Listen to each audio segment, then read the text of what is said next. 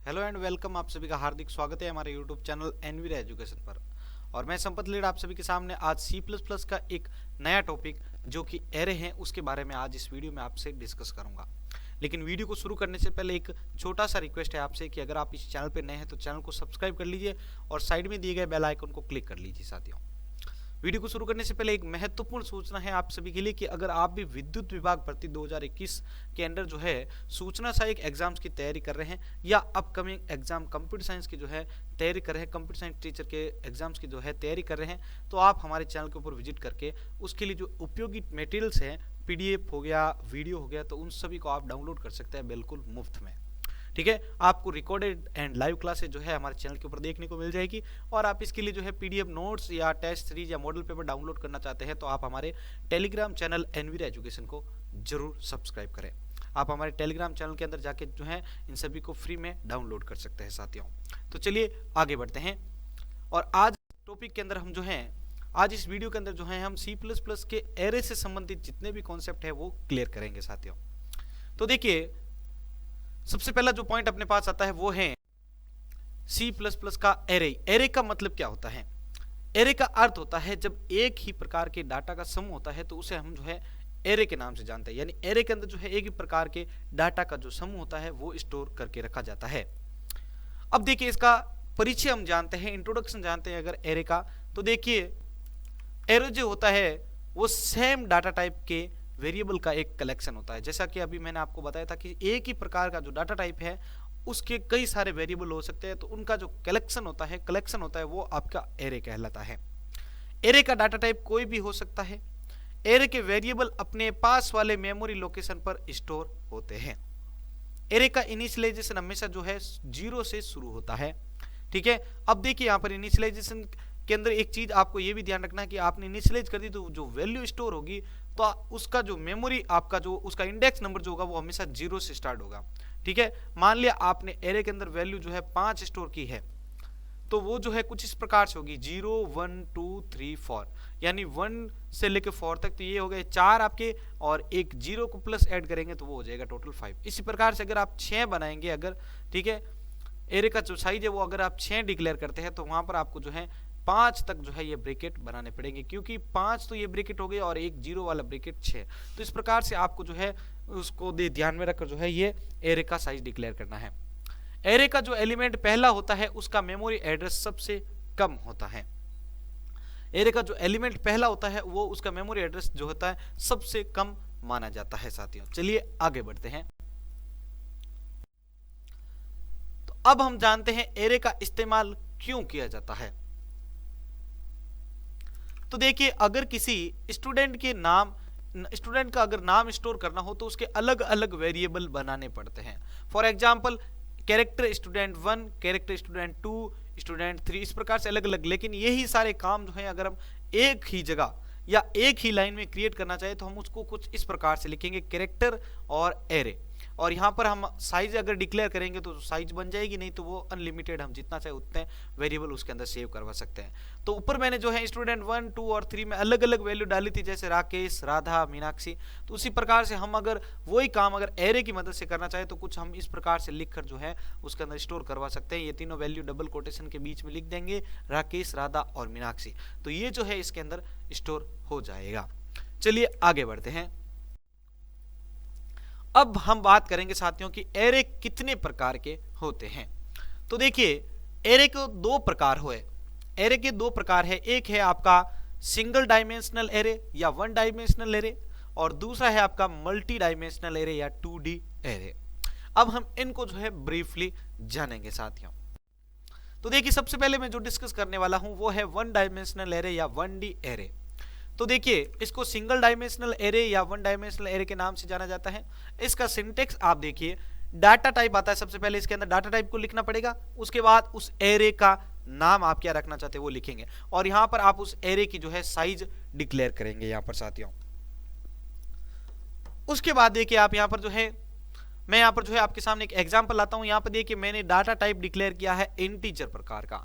Array का जो नाम है वो रखा है मैंने ARR, और इसका जो साइज डिक्लेयर किया है वो है आपके 5। इसका मतलब ये है कि मैं इस एरे के अंदर 5 वैल्यू को जो है स्टोर करवा सकता हूं। अब देखिए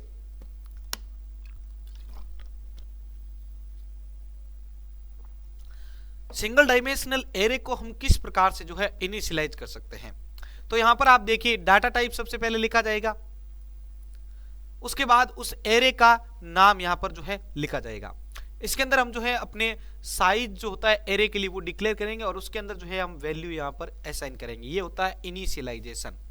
यहाँ पर जो वैल्यू डालेंगे वो इनिशियलाइजेशन के अंदर आती है। यहाँ पर सिर्फ हमने उसको बनाया था, लेकिन इसके अंदर वैल्यू डालेंगे तो वो अपना प्रोसेस कहलाएगा इनिशियलाइजेशन। यहाँ पर देखिए मैं एक इंटीजर प्रकार का जो है एरे डिक्लेयर कर रहा हूँ, ठीक है, जिसमें 5 वैल्यू ले रहा हूँ। देखिए यहाँ पर 1 2 3 4 एंड 5, ये पांचों वैल्यू जो है इसके अंदर स्टोर हो जाएगी। तो ये 5 वैल्यू इसके अंदर स्टोर की है, इसको हम इनिशियलाइजेशन के नाम से जानते हैं। अब देखते हैं हम इस 1D का एक एग्जांपल, एक प्रोग्राम के थ्रू इसको समझते हैं साथियों। तो देखिए यहाँ पर मैंने एक हेडर फाइल इंक्लूड की है जिसका नाम है iostream.h, ठीक है। इसके बाद मैं एक यूजिंग नेम स्पेस एसटीडी को जो है यहाँ पर डिक्लेयर करता हूँ। उसके बाद जो है एक इंटीजर प्रकार का मेन फंक्शन यहाँ पर क्रिएट करता हूँ। इसके अंदर में जो है यहाँ पर इंटीजर आई, नम के अंदर देखिए मैं यहाँ पर इंटीजर आई के अंदर कोई भी प्रकार का वैल्यू नहीं है, जबकि नम के अंदर जो है टोटल 5 वैल्यूज हैं। इसमें पांचों वैल्यूज कौन कौन सी है, 1 2 3 4 एंड 5, ठीक है। इसके अंदर मैं जो है लूप का यूज करता हूं। इसमें मैं बोलता हूं कि फॉर, यानी फॉर के अंदर जो है एक लूप फॉर लूप जो है स्टार्ट करता हूं। इसके अंदर मैं आई का मान दे रहा हूं 0 और आई का जो वैल्यू है वो छोटा होगा 5 से और आई का जो है मान वो बढ़ता जाएगा।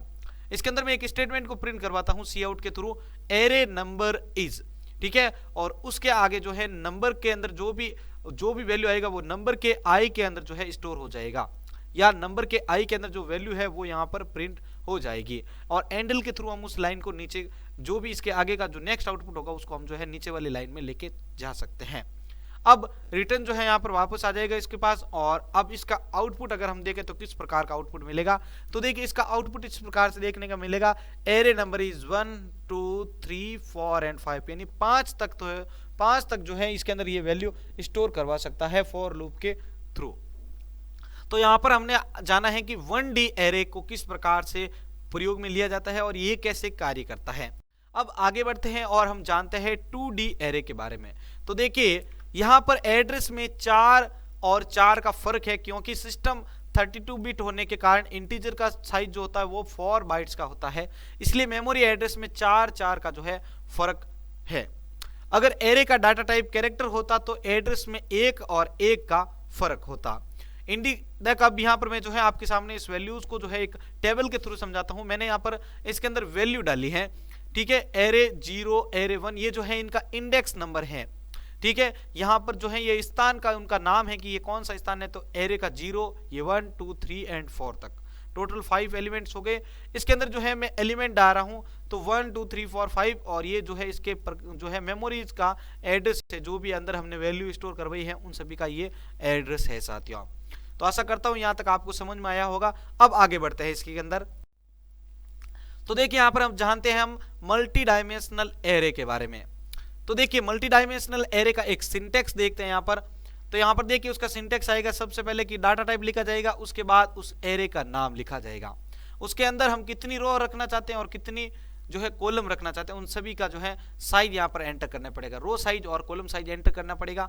जैसे मैं एक एग्जांपल लेता हूँ, इंटीजर ARR, इंटीजर प्रकार का जो है एक एरे डिक्लेयर कर रहा हूँ जिसके अंदर 3 तो रो बनेगी और 4 कॉलम बनेंगे। यहाँ पर देखिए आप 3 रो बन रही है, 1 2 एंड 3।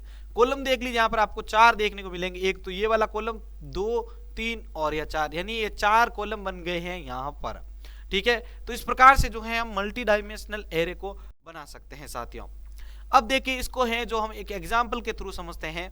यहाँ पर एक प्रोग्राम मैंने आपके सामने जो है डिस्प्ले किया है जिसमें एक iostream नाम की हेडर फाइल है, ठीक है। उसमें जो है एक इंटीजर प्रकार का मेन फंक्शन मैं यहाँ पे डिक्लेयर करता हूँ, जिसके अंदर मैं एक इंटीजर प्रकार का एरे बनाता हूँ जिसमें रो का साइज 3 और कॉलम का साइज मैं यहाँ पर देता हूँ 4।